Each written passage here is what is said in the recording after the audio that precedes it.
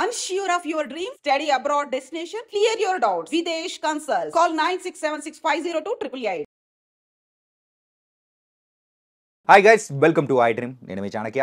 అంటే రీసెంట్ టైమ్స్లో డ్రగ్స్కి సంబంధించిన కేసులు ఏది దొరికినా కానీ అందులో మ్యాక్సిమం కూడా డాక్టర్స్ అనేవాళ్ళు దొరకడం అనేది సర్వసాధారణం అవుతుంది. అసలు మెయిన్గా డాక్టర్స్ అంటే మనందరికి కూడా ఒక ప్రత్యేకమైన అభిమానం, వాళ్ళని చూసే మనము యాంగిల్ అనేది కూడా డిఫరెంట్గా ఉంటుంది. ఒక గౌరవంతో మనం వాళ్ళని చూస్తూ ఉంటాం. కానీ మంచి చెప్పాల్సిన వాళ్ళే ఇలా చెడుదారులలో వెళ్ళడానికి గల రీజన్స్ ఏంటి?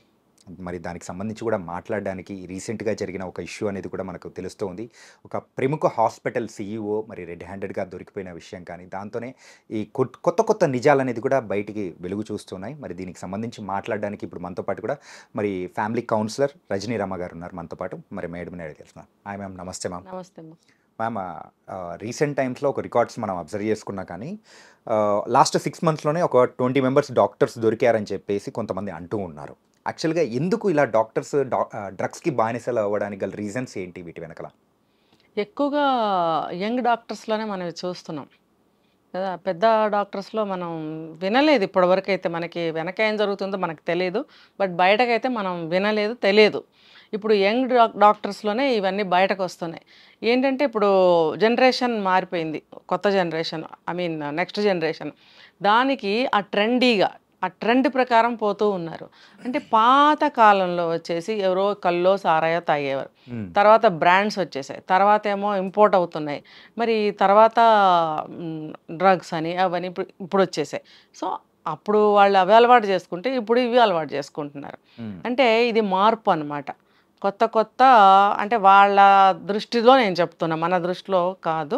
ఎవరైతే అలవాటు పడ్డారో వాళ్ళ దృష్టిలో ఇది ఒక కొత్త ఫ్యాషను, ఇది ఒక ట్రెండు. పాతవి మనకెందుకు కదా. ఒకవేళ అది ఉన్నా సరే దానికి తోడు దీనికి తోడు ఇంకో సిగరెట్, అంటే అన్నీ ఉంటే ఇంకా బాగుంటుంది. అంటే ఒక చెప్పుకుంటున్నారు ఇప్పుడు సొసైటీలో ఏంటంటే యువత మత్తులో ఉంటున్నారు కదా. ఇప్పుడు మొన్న మధ్య ఏం చెప్పుకున్నా, మన తెలంగాణ గవర్నమెంట్ కూడా దీన్ని బ్యాన్ చేయాలి, ఈ కూకటి వేళ్లతో తీసి పారేయాలి ఈ అలవాటుని అని చెప్పి కంకణం కట్టుకున్నారు. ఎవరైతే తీసుకుంటారో, ఎవరైతే అమ్ముతారో అమ్మే వాళ్ళతో పాటు తీసుకునే వాళ్ళు కూడా నేరస్తులే, వీళ్ళని కూడా అరెస్ట్ చేయాల్సిందే అని చెప్పి ఆర్డర్స్ అన్ని పాస్ చేశారు. అది అందరికీ తెలిసిందే. అయితే ఇప్పుడు ఏంటంటే అది ఎంతో మనకి హెల్ప్ అవుతుంది అనమాట. పోలీసులు కూడా ఇప్పుడు విజృంభిస్తున్నారు. అటువంటి ఆర్డర్ కనుక తీయకపోతే పోలీసులు మాత్రం ఏం చేయగలుగుతారు? సో ఆ మధ్య వరకు ఏమని టాక్ ఉందంటే యువత ఇలాంటి వాటికి బానిసలయ్యి యువత అనేది నిర్వీర్యం అయిపోతున్నారు అనేది చెప్పుకున్నాం. అంతవరకే ఆగింది. ఇప్పుడు దానికన్నా స్కూల్ పిల్లల దగ్గర నుంచి, కాలేజ్ స్టూడెంట్స్ దగ్గర నుంచి, టీనేజర్స్ దగ్గర నుంచి 20 ఏళ్ళు దాటిన వాళ్ళు అలా అందరూ కూడా తీసుకుంటున్నారు కాబట్టి అన్న దృష్టితో మనం మాట్లాడాం. ఇప్పుడు కొత్తగా డాక్టర్స్ అనేది వెలుగులోకి వస్తుంది. ఇది ఎవ్వరు కూడా జీర్ణించుకోలేని విషయం. ఎవరైతే బయట కంట్రీస్లో చదువుకుని మళ్ళీ రిటర్న్ అయ్యి వెనక్కి ఇండియా వస్తున్నారో వాళ్ళల్లో ఈ అలవాటు ఎక్కువగా కనిపిస్తుంది. అంటే నా అబ్జర్వేషన్ కూడా ఫారిన్ కంట్రీస్లో సర్వసామాన్యంగా కొన్ని విషయాలు జరుగుతూ ఉంటాయి, కొన్ని హ్యాబిట్స్ ఉంటూ ఉంటాయి. ఇప్పుడు మన లాస్ వేగాస్ సైడ్ వెళ్ళామంటే ఇంత చిన్నపిల్లలు తప్పించి అందరికీ కూడా చేతిలో గంజాయి కంపల్సరీ ఉంటుంది. దాంతోపాటు చేతిలో స్మోకింగ్ ఉంటుంది. మరి వాళ్ళు రేపొద్దున వెళ్ళి కోట్లల్లో వ్యాపారాలు చేయరా, ఫ్యామిలీని లవ్లీగా చూసుకోరా, పిల్లల బాధ్యతలు చూసుకోరా అంటే వండర్ఫుల్గా చూసుకుంటారు. ఏంటంటే అది ఒక పార్ట్ ఆఫ్ లైఫ్, అది ఒక జస్ట్ ఎంజాయ్మెంటు, కొంచెం సేపే ఇవాళే అన్న ఒక కంట్రోలు, ఒక రూలు వాళ్ళల్లో ఉంటుంది. ఇప్పుడు ఈరోజు ఒక వారం రోజులు మనం ఎంజాయ్ చేయాలంటే ఎంజాయ్ చేయాలి అంతే. అది అయిపోయిన తర్వాత వచ్చేసి మళ్ళీ మన పని మనం చేసుకోవాలనే ఒక రూలు, వాళ్ళకి ఒక కంట్రోలు ఉన్న కంట్రీస్. మనకేంటి చూసి వాత పెట్టుకుంటాం కదా. వాత పెట్టుకున్నప్పుడు ఏమవుతుందంటే అందులో మునిగే తేలాలి. ఇప్పుడు మన యూత్ ఇలా అయిపోతున్నారంటే కారణం అదే కదా. సిగరెట్టే వద్దు అని చెప్పే దేశం మంది, తర్వాత తాగుతున్నారు, భయపడిపోతున్నాము. ఇప్పుడు కొత్తగా డ్రగ్స్ వచ్చేసాయి, ఇంకా రకరకాలు అమ్మాయిలతో అబ్బాయిలు, అబ్బాయిలతో అమ్మాయిలు తిరగడాలు. అంటే సమాజం చాలా ఏమంటారంటే భ్రష్టు పట్టే దశకి వెళ్ళిపోతూ ఉంది. ఇంకా లాస్ట్ కొసలో గబుక్కం లాగితే బయటకు వచ్చేస్తారన్న స్టేజ్లో భ్రష్టత్వం అనేది ఉంది. కాబట్టి ఆ కాస్త జారిపోకుండా పట్టుకోవాలి అని చెప్పి ప్రయత్నాలు అనమాట ఎవరిని చేసినా మన ఇండియాలో తీసుకుంటే. ఇలా మనం సొసైటీ కానీ, ఒక ప్రభుత్వమే కానీ, ఒక పోలీస్ శాఖే కానీ వీళ్ళ పాటలు వీళ్ళు పడుతుంటే, వాళ్ళ తరఫు నుంచి వాళ్ళు పాటు పడుతుంటే, ఇలా వీళ్ళు పక్క నుంచి కొత్త కొత్త అలవాట్లు చేసుకుని కొత్త కొత్త ఇంకా ఎక్కువగా తీసుకొస్తూ మన ప్రాంతాలకి ఇంకా ఇంకా నాశనానికి లాగుతున్నారు. వీళ్ళు ఇటు లాగుతుంటే వాళ్ళు అటు లాగుతున్నారు. దేశం ఎటుపోతుంది అని మనం ప్రశ్నించుకునే స్థితిలో ఉన్నాం. మ్యామ్, ఇంతకుముందు డాక్టర్స్ ఒకసారి అబ్జర్వ్ చేసుకున్నా కానీ వేరే దేశాల్లో చదువుకొని మరి ఇండియాకు వచ్చి ఇక్కడే సెటిల్ అయిన వాళ్ళని బోల్డ్ ఎంతమందిని చూసాము. కానీ వాళ్ళైతే ఎంత అంటే ఎందుకు వెళ్ళాము, ఏం చేసాము, వచ్చాము అంటే అక్కడ ఉన్న అలవాట్లు కానీ మంచి అలవాట్లు అయితే క్యారీ ఫార్వర్డ్ చేస్తున్నారు. చెడ్డ అలవాట్లను దాని జోలికి వెళ్ళకుండా సో మనం చేయాల్సింది ఏంటి అనేది కూడా తీసి ఇక్కడికి వచ్చిన తర్వాత వైద్యంలో సో వాళ్ళంటూ ఎన్నో మెరుపులు అనేది మెరిపించిన వాళ్ళు ఉన్నారు. సో అద్భుతాలు చేసిన వాళ్ళు కూడా ఉన్నారు. కానీ ఇప్పుడున్న జనరేషన్లో ఉన్న డాక్టర్స్కి ఎందుకు అలాగా, అది చెడు అని తెలిసినా, దేశం మారిన తర్వాత అది కఠినము, అది చెడ్డ అలవాటు అని తెలిసినా కానీ ఎందుకు అది క్యారీ ఫార్వర్డ్ చేసుకొని అక్కడున్న ట్రెడిషన్ని ఇక్కడికి తీసుకొని వస్తున్నారు? అక్కడ ఫారిన్ కంట్రీస్ని అనాల్సిన అవసరం లేదు, మనం ఇక్కడ కూడా నేర్చుకుంటున్నారు. మూలాలు మనం కనుక్కోవాల్సింది ఉంది. ఇంకా అసలు ఎందుకు అనేది మూల కారణం కనిపెట్టడానికి ఇంకా కొంచెం టైం పట్టచ్చు. కానీ చూసి చూడంగానే నేర్చుకుంటున్నారు ఒకళ్ళ నుంచి ఒకళ్ళు.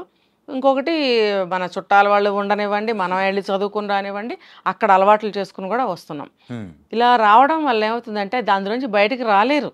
అందులోకి వెళ్ళడమే కానీ బయటికి రాలేని పరిస్థితి. అది దానికి అలవాటు పడిపోతారు.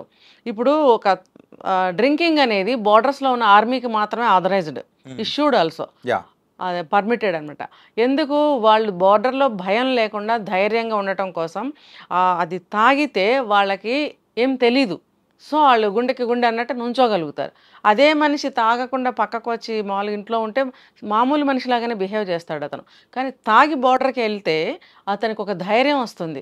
తను ఏం చేస్తున్నాడు అనేది తెలియకుండానే చేసేస్తాడు, ధైర్యంగా ముందుకెళ్ళి యుద్ధం చేసేస్తాడు. అది కూడా ఏంటంటే బాడీలో ఒక టెంపరేచర్ని స్టేబుల్గా మెయింటైన్ చేయడం కోసం. టెంపరేచర్ ఒక్కటే కాదు, ఇప్పుడు మనకి ఒక లీగల్లో చెప్తారు తాగిన వాడు ఏం చేసినా అది మనకి కౌంట్లోకి రాదు, అతనికి తెలియక చేశాడు అంటే. ఒంటి మీద ఒకలాంటి స్పృహ ఉండదు, బ్రెయిన్కి అది కనెక్షన్ ఉండదు. సో మనం ఇది చేయాలరని వెళ్ళి అక్కడికి వెళ్ళి గుద్దేసి రావాలి, వాడిని మీరు కాల్ చేసి రావాలి అని ఆర్డర్స్ ఇచ్చినప్పుడు వీళ్ళు వెళ్ళిపోయి ఆ పని చేసేసి రావాలి అంతే. మైండ్తో సంబంధం లేదు, బాడీ మాత్రమే వర్క్ చేయాలి. సో ఆ బోర్డర్స్లో చల్లదనం ఉంటుంది, అదొకటి కారణము. రెండోది ధైర్యం కోసం, వాళ్ళు ఏం చేస్తున్నామో తెలియకుండానే చేసేంత ధైర్య సాహసాలు వాళ్ళకి ఉండటం కోసం ఇస్తారు. అఫ్కోర్స్ వాళ్ళు ఫిజికల్గా చాలా ఫిట్నెస్గా ఉంటేనే తీసుకుంటారు, ఆ ధైర్య సాహసాలు విడిగా కూడా ఉన్న వాళ్ళనే తీసుకుంటారు. అది ఇది ఇంకొంచెం దోహదపరుస్తుందని చెప్పి వాళ్ళకి ఆ రెండు కారణాల వల్ల ఇస్తారనమాట. మామూలు వాళ్ళకి ఎందుకండి ఖాళీగా కూర్చుని తల్లిదండ్రులు సంపాదించిన డబ్బో లేకపోతే తాను సంపాదించుకున్న డబ్బునో పిల్లలు పాటు చేస్తున్నారు కదా. ఇప్పుడు చిన్న పిల్లల దగ్గర నుంచి చేస్తున్నారు అంటే వాళ్ళకి అవసరమా అంటే చూసి నేర్చుకోవడం అనమాట, ఒక బాధ్యతని మర్చిపోవడం. మీరు అడిగారు పాత డాక్టర్స్కి ఇలాంటి అలవాట్లు లేవు అని. లేవు. వాళ్ళు ఏంటంటే వాళ్ళు ఎందుకు చదువుకున్నాము, చిన్నప్పటి నుంచి ఒక కళ, డాక్టర్ అవ్వాలి. ఆ రోజుల్లో డాక్టర్స్ ఎక్కువ లేరు కాబట్టి ఒక కళ. అంత పెద్ద డాక్టర్ అయిన తర్వాత తను స్టెత్ మెళ్ళ వేసుకుని ఆ పేషెంట్లను చూస్తుంటే అదొక గొప్ప ఇదన్నమాట, ఏదో ఒక పెద్ద అంతే కదా, చాలా గ్రేట్నెస్. అది అందరూ చేయలేరు. అది యాప్రిన్ వేసుకుని స్టెత్ వేసుకుని వైద్యం చేస్తుంటే ఒక దేవుణ్ణి చూసినట్టు అందరూ చూస్తుంటే ఎస్ ఆ లుక్స్ కోసమే అయి ఉండొచ్చు, లేకపోతే ఆ ప్రొఫెషన్లో ఆ తృప్తి కోసం కావచ్చు, సమాజంలో వాళ్ళకి ప్రజలకి సేవ చేస్తున్నామని కావచ్చు, ఆ గర్వకారణం అనేది వాళ్ళకి ఉండాల్సిందే అది. సో ఆ రోజుల్లో వాళ్ళు దాని మీద నిలబడి నీతిగా, న్యాయంగా, ధర్మంగా, ఫ్రీగా కూడా వాళ్ళు వైద్యం చేసిన డాక్టర్స్ లేరా? ఉన్నారు కదా. మరి ఎందుకు తాగకూడదు, ఎందుకు సిగరెట్ కాల్చకూడదు, ఈ రోగానికి మీరు ఎలా పాటించుకోవాలి నియమ నిబంధనలు చక్కగా చెప్పి ఆ రోగాన్ని నుంచి బయటపడేసే డాక్టర్లు ఉన్నారు.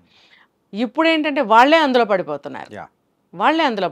కాబట్టి ఇప్పుడు ప్రముఖమైనటువంటి హాస్పిటల్స్ వాళ్ళు, పేరు పొందిన డాక్టర్లు, వీళ్ళందరూ కూడా దానికి అడిక్ట్ అయిపోతున్నారు. ఏంటి అని అంటే సామాన్య మానవుల్లాగా లైఫ్ లీడ్ చేయడమే దీనికి కారణం అని నాకు అనిపిస్తుంది. వాళ్ళ యొక్క ప్రత్యేకత కానీ, వాళ్ళు ఎందుకు డాక్టరేట్ చేశారు, చదివారని కానీ, మనం ఏం చేస్తున్నాం, ప్రజలకి సేవ చేస్తున్నాం, వైద్యం చేస్తున్నాం అనేది కూడా స్పృహలో లేకుండా ఒక వ్యాపార దృష్టితో చూడటము, జస్ట్ ఇది వ్యాపారమే కదా అన్నట్టు సామాన్య మానవుల్లాగా ప్రవర్తించడానికి అలవాటు పడిపోయారు. కాబట్టి వాళ్ళ లైఫ్ స్టైల్ అలాగే వాళ్ళు డిజైన్ చేసుకుని ఉన్నారు. కాబట్టి జస్ట్ వచ్చి వైద్యం చేస్తున్నారు వాళ్ళు చదివిన దాని ప్రకారం. ఎక్స్పీరియన్స్ ఎంతమందికి ఉంది చెప్పండి. ఇప్పుడు యంగ్ డాక్టర్స్లో మీరు అడిగిన ప్రశ్నకి ఇదే. యంగ్ డాక్టర్స్లో ఇవన్నీ ఎక్కడ ఉంటున్నాయి? లేదు. మామూలు బీటెక్ చదివినట్టే, డిగ్రీ చదివినట్టే మెడికల్ కూడా అదే దృష్టితో ఆ కోర్సు వేరు, ఆ పీరియడ్ వేరు. ఓకే, అదంతా వాళ్ళు తీసుకుంటున్నారు, కష్టపడుతున్నారు, చదువుతున్నారు. కానీ దృష్టి, ఆలోచన విధానం అనేది నార్మల్గా ఉండటం వల్ల నార్మల్ అలవాటుకి అలవాటు పడిపోతున్నారు. అలవాటు పడిపోవటమే కాదు, అడిక్ట్ అయిపోతున్నారు. ఇంకో విషయం నేను చెప్పదలుచుకున్నది, వీళ్ళు డాక్టర్స్ ఇప్పుడు మీరు చెప్పారు పట్టుబడ్డారు కొంతమంది, వాళ్ళకి కూడా నేను చెప్తున్నది ఏంటంటే, ఈ ఎవరైతే ప్రముఖ హాస్పిటల్లో ఒక డాక్టర్, ఒక లేడీ డాక్టర్ కూడా పట్టుబడింది అంటే, వీళ్ళందరి గురించి నేను ఒక మాట చెప్పదలుచుకున్నా. మనం చేస్తున్న వృత్తి ఏంటి, ఎందుకు మనం ఎన్నుకున్నాం? వేరే ఏదన్నా ఎన్నుకుని ఉండాల్సింది కదా, ఇదే ఎందుకు ఎన్నుకున్నాం? అదే ప్రీవియస్ తరాలు జనరేషన్స్ చూస్తే కూడా వాళ్ళ ఫోర్ ఫాదర్స్ అందరూ కూడా డాక్టర్స్ ఫ్యామిలీ అయినప్పుడు అది ఎంత గ్రేట్ కదా, రాజుల ఫ్యామిలీ అన్నట్టే డాక్టర్స్ ఫ్యామిలీ. అంత గొప్పతనం ఉన్నటువంటి ఫ్యామిలీకి ఇంకొంచెం గొప్పతనాన్ని తీసుకురావాలి.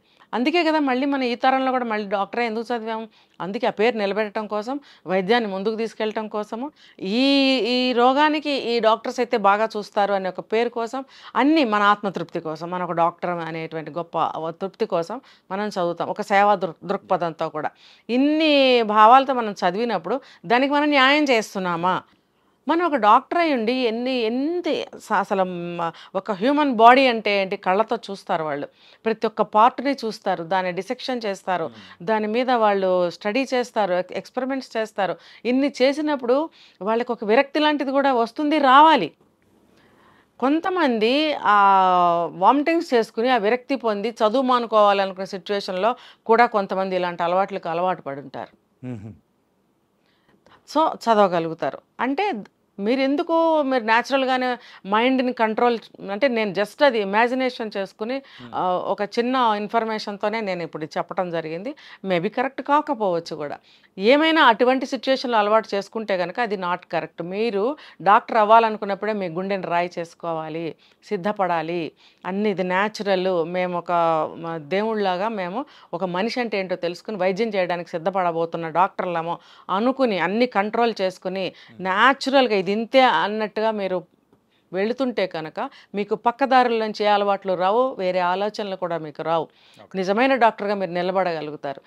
ప్రాణం పోయాల్సిన డాక్టర్లే ఇలాంటి వాటికి అలవాటు పడితే, రేపొద్దున పాత కేసులు చాలా మనం విన్నాం, డాక్టర్ చేతిలో ప్రాణం పోయిందంటారు.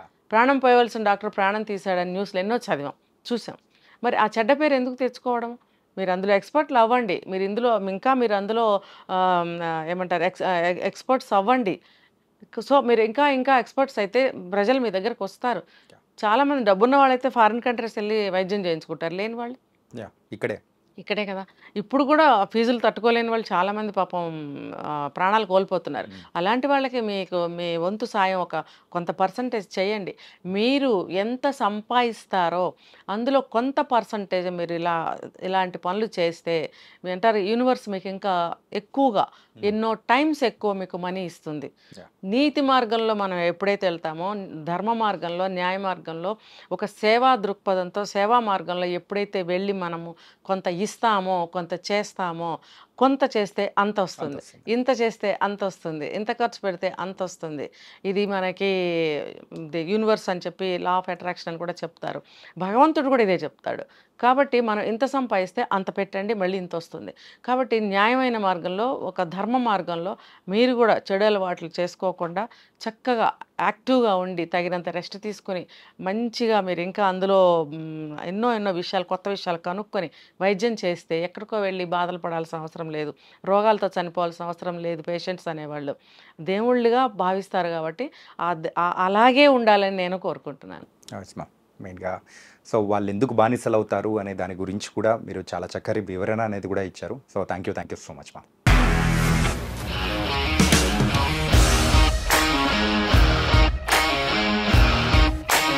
ఇండస్ట్రీలో కమిట్మెంట్ ఇష్యూస్ వస్తే నీకు కూడా వచ్చినట్టు? మార్నింగ్ తీసుకెళ్ళానంటే కొట్టి పడేసాడు.